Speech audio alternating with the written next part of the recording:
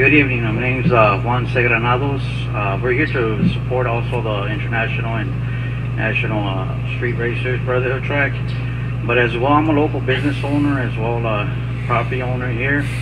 I've learned most of my my skills from actually public school. I went to Banning, learned automotive, mechanic, body shop, and that's what I own, a body shop. And part of this program to open this everyone who track up participated is not only a race, having a senior moment, but a lot of programs are out of the school system. A lot of us is have knowledge. We're able to open up and teach not only how to fix and repair, but also safe driving to avoid all of these accidents.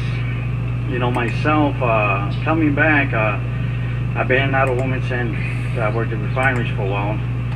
It's still the same. I mean, there's more programs taking out instead of putting in. I went to Harbor Recreational Center in San Pedro, Banning High School, where I initiated my knowledge of automotive. And I decided to come back, and I purchased a property. I opened a big enough shop, and look forward to, in the summer times, get some of the high school students to come down, teach them, show them, you know. And aside from that, now we got to teach them how to be safe out there, safe on the streets, safe for the families, safe to come home. And back in the 90s, I got to race at the Brotherhood track at Terminal Island, and you know, we need that back. That way, we can, you know, we can show them how to be safe. And not only that, but families will participate. You know, everybody will be out there. And everybody keeps on talking that there's going to make a difference. My shop stands on Sampson on Anaheim Street.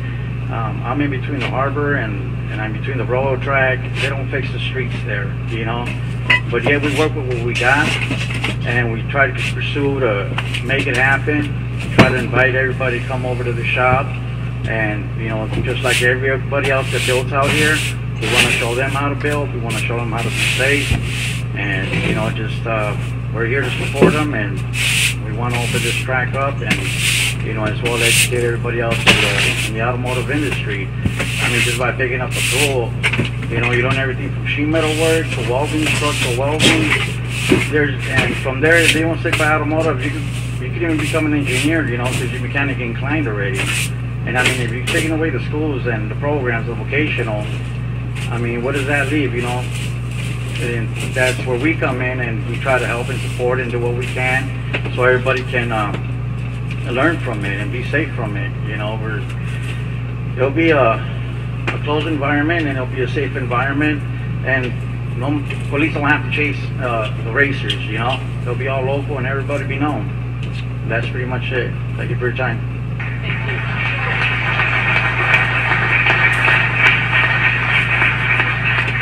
Next we have Dave Davis, then Raul Orozco, and Marcos Gonzalez. Hello, my name is Dave Davis. I'm with the Primer Podcast, a local media outlet for people here in Southern California who are into cars. I myself am a Long Beach resident for over 17 years, and I am gainfully employed with a major manufacturer in the automotive industry here in Torrance. There was a lot of talk here about education for kids and vocational studies for kids. And as a parent of two 14-year-olds, I'm dealing with kids who are already thinking about building an old car because they can't afford a new one. And I have to plan ahead for this, and I understand about street racing, and I'm very concerned about it because I hear about this every week on the news. And no lie, we hear about this at work and through the industry as well. And we do talk about these things on our podcast, and it becomes more of a personal